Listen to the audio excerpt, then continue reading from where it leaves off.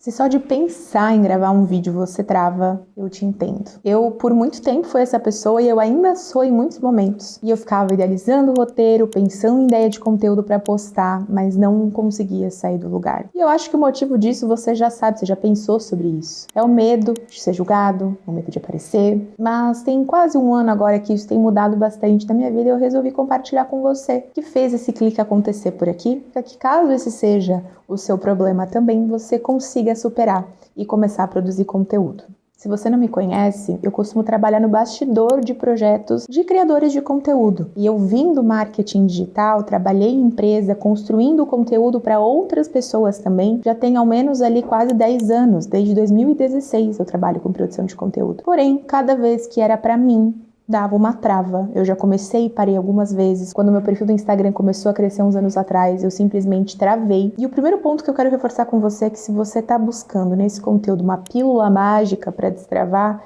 sinto te informar que ela não existe. Um dos grandes desafios de quem trabalha com digital ou com marketing é conseguir lidar com a aceleração das coisas, né? A ansiedade e essa autocobrança, perfeccionismo. Eu acho muito difícil pessoas conseguirem crescer nesse mercado sem fazer terapia. Então, eu faço terapia já tem muito tempo, não porque eu trabalho com isso especificamente, mas por questões de querer ser uma pessoa melhor e resolver coisas internas. Faz uns 2 anos mais ou menos que eu tava numa sessão com o meu psicólogo e ele perguntou pra mim, né? Por que tu foge tanto desse palco? O que tá por trás disso? Por que tu consegue criar palco para tantas pessoas e desempenhar nos bastidores, mas quando é para você, não vai? Ele levantou uma outra série de provocações em relação a outras dúvidas que eu tinha na época, em relação ao meu negócio. E aquela sessão foi uma sessão que me marcou muito. Tem, às vezes, perguntas que a gente não se faz que podem realmente mudar o curso da nossa vida, né? Acho que a gente busca tanto anestesiamento com consumir conteúdo dos outros, com um novo projeto, de colocar outra coisa pra rodar, e quando a gente precisa parar pra pensar em coisas pra gente, a gente tem muita dificuldade. Mas enfim, aquela vez que ele me provocou, ele comentou que eu deveria me tratar como uma cliente. E talvez você pensa, nossa, mas você tem experiência com isso, como assim? Eu não sei fazer isso, eu preciso de ajuda, pra mim é mais difícil. Mas acho que o meu principal ponto é que eu sempre queria fazer tudo tão perfeito pros outros, e aí quando eu pensava em fazer pra mim, eu colocava uma régua quase impossível de ser alcançada, e nenhuma falha poderia acontecer. Como assim? Eu vou falar sobre o meu trabalho, sobre o bastidor que está relacionado a marketing, eu posso correr risco de ter uma falha no meu processo. As pessoas vão julgar, vão achar que eu estou falando alguma mentira, que eu não consigo fazer aquilo que eu falo. E aí a nossa cabeça é nosso principal inimigo. A gente sempre tende a criar cenários complexos para conseguir nos proteger.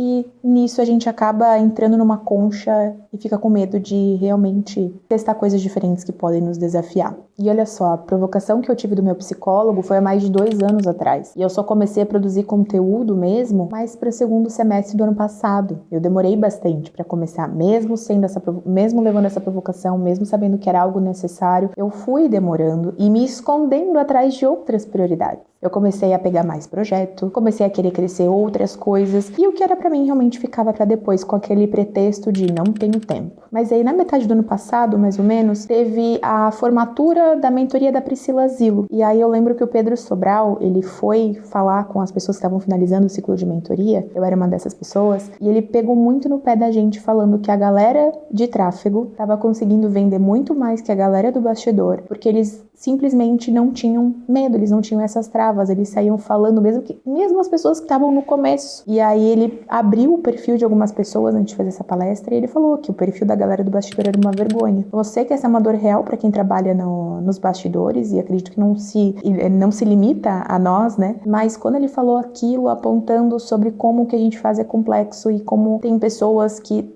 conseguem fazer isso com muito mais facilidade, aquela provocação dele mexeu comigo. E eu lembro que eu voltei pra casa pensando, o que eu vou fazer? E eu soltei um primeiro post que fazia muito tempo que eu não soltava nada no meu feed. A gente só se mexe em momento de desconforto. Enquanto o nosso desconhecido parecer pior do que aquilo que a gente conhece, então hoje, eu sem produzir conteúdo, eu sei como é a minha vida. Se a minha vida continuar como ela está, tá bom pra mim? Eu consigo tolerar isso? Vai ser muito difícil eu mudar. E aí eu acabei tendo que mudar na dor. Então, eu comecei a fazer aquele meu primeiro post e eu passei por um momento da minha empresa que eu tive que tomar decisões difíceis. Eu tive que desligar o nosso maior projeto na empresa por uma série de questões e eu nunca gostei de prospectar. Eu nunca fui uma pessoa que pensou em sair mandando mensagem no direct de alguém. E eu acredito que não tem nada que venda mais do que a gente mostrar o resultado daquilo que a gente já fez, do que a gente mostrar que a gente sabe aquilo que, né, aquilo que a gente fala, a gente realmente vive. Então, eu pensei, preciso realmente começar a produzir conteúdo, já que eu não quero ir até as pessoas vender, eu preciso fazer com que elas venham até mim de alguma forma. E o Instagram, pra mim, sempre foi um negócio assim, tipo, não quero ir pro Instagram, tem muita gente olhando. Eu lembro que eu fiz 2 perfis, eu tinha 2 perfis, eu tinha meu perfil pessoal, e aí eu tinha o perfil que eu já tinha começado a produzir conteúdo no passado. Um daqueles meus vídeos naquela época tinha viralizado, o perfil tinha crescido pra uns 5 mil seguidores, assim, da noite pro dia, foi de 700 pra 5 mil. E aí eu fiquei de 2020, quando isso aconteceu, até 2025 sem produzir praticamente nada. E aquelas pessoas, eu tive uma trava, como é que assim, o que eu vou falar pra essas pessoas agora? E aí eu tinha essa conta, que tinha umas pessoas que estavam ali, já tinha diminuído muito bem, eu já tava com uns 2 mil seguidores naquela conta, um monte de gente tinha ido embora. E eu falei, vou encarar ela, porque eu não queria conhecidos olhando o que eu tava fazendo, eu não queria pessoas que julgassem aquilo que eu estava colocando no ar. E eu ouvi uma frase também nesse período que assim, por que tu vai se importar que uma pessoa da 5ª série que estudou com você na escola e nem sabe mais quem você é, pensa? Por que tu vai se importar com o que aquele parente distante que nem fala com você pensa sobre você?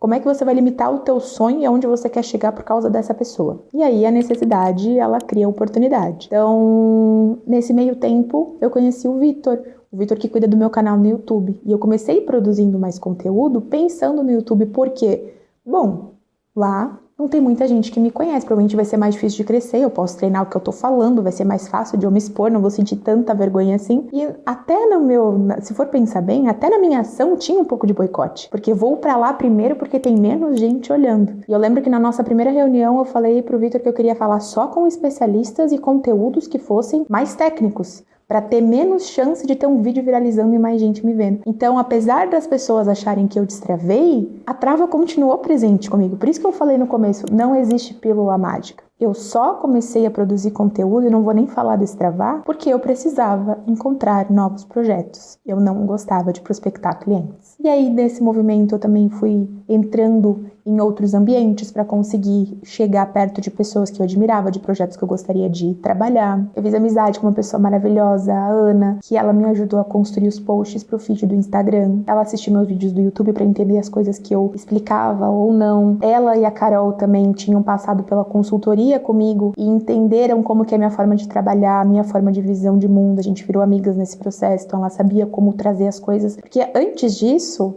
eu tentei fazer conteúdo as outras vezes, né? Eu delegava pro meu time, pedia pra eles fazerem os posts, pensarem nos temas, porque cada vez que eu pegava o Instagram eu travava. Só que eu também bloqueava o meu time. Toda vez que meu time fazia os conteúdos, eu deixava lá na fila de aprovação 1 mês esperando o meu ok. E até hoje, a gente tem uma reunião mensal de pauta de YouTube. O que a gente vai falar no próximo mês, quais conteúdos que estão em alta, como é que a gente adapta isso pro mercado. E eu saio da reunião super empolgada pra fazer os vídeos. A gente já começa a falar de estrutura de roteiro, mas quando eu preciso sentar pra escrever aquele roteiro e sentar aqui pra gravar, eu sempre procrastino. Eu tenho que enviar todos os vídeos até sexta-feira.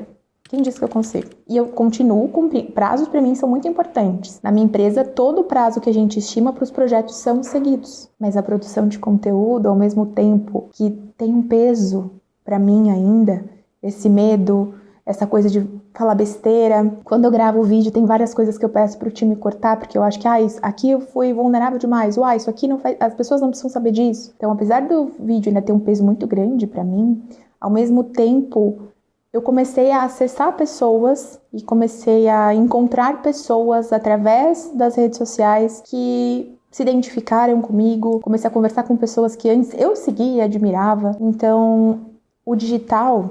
não adianta. Ele é a melhor forma de você construir aquilo que você quer para a sua vida. Porque ele vai gerar conexões, você vai ser visto por mais pessoas e você não precisa ser visto por milhares.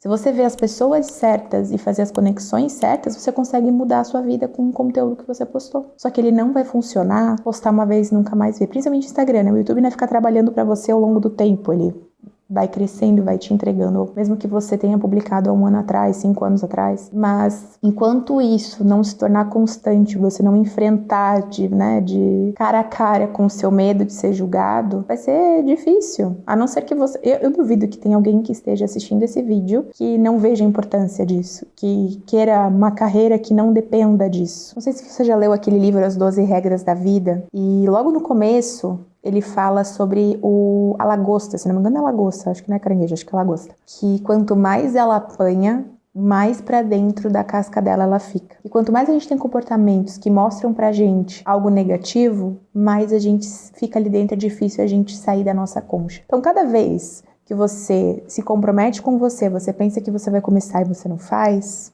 mais aquilo se torna comum pra você e menos você confia no seu potencial. Uma das coisas que eu tenho tentado seguir é o compromisso que eu tive comigo de fazer. Então, cada vez que eu furo uma semana no YouTube é muito ruim pra mim, porque eu tinha prometido pra mim que durante 52 semanas eu ia fazer um conteúdo por semana pra me manter constante. Não importa quantas visualizações tivesse, não importa quantos comentários tivesse. E esses tempos eu vi um podcast muito bom do MrBeast. Pra quem não conhece o MrBeast, né, ele é o maior youtuber do mundo e ele construiu um negócio milionário, ele monetiza com o YouTube, ele tem uma empresa que ele criou, ele tem uma série que ele faz acho que foi com a Prime Video, enfim.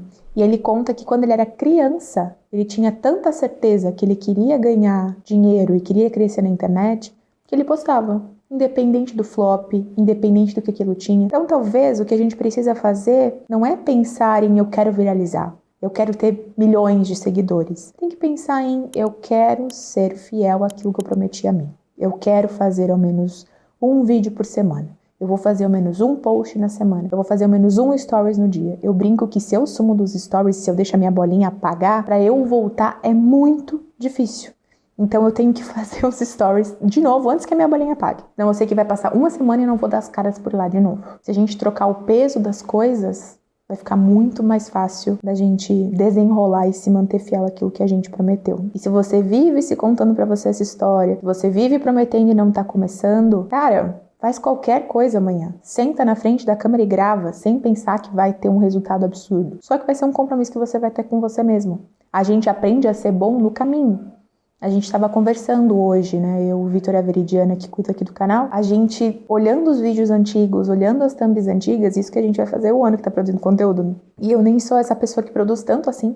A gente já vê melhor. Se eu for olhar os lançamentos que eu fiz agora e os primeiros lançamentos que eu fiz, meu Deus, mas isso não significa que eles foram ruins. Aqueles lançamentos também foram muito bons. Eles me trouxeram aqui, me deram bagagem para eu construir algo ainda melhor. Não adianta a gente querer chegar aqui no trem e sentar na janela. A gente não começa como profissional, a gente sempre vai ser iniciante em algo que é novo. Enfim, esse não foi um vídeo de pílula mágica, não vim aqui te trazer que existe o caminho das pedras, na verdade é mais para te mostrar que dá para fazer, mesmo que você esteja travado, só que é algo que ninguém vai fazer por você. Então, tira o peso, não tenta buscar um vídeo perfeito, um vídeo viral de primeira. A gente vê muita gente na internet falando que viralizou mas não é a regra, é a exceção. Se coloca em movimento e se você tá querendo se expor mais no digital, trazer dentro do seu conhecimento a uma fonte de renda, construir um negócio, aqui no canal tem uma série de vídeos para te ajudar. O próximo que eu sugiro que você assista, a gente vai deixar aqui do lado para você conseguir clicar mais fácil, é o vídeo que eu conto um pouco mais sobre a minha trajetória, como é que foi sair do CLT, trabalhar em multinacional, vir desse universo corporativo e construir uma empresa no universo de infoproduto e educação. E não esquece de se inscrever aqui no canal para continuar acompanhando os próximos vídeos. Caso você se coloque ali em desafio e produza o seu conteúdo, me manda por direct que eu vou adorar assistir. Combinado? Até o próximo vídeo.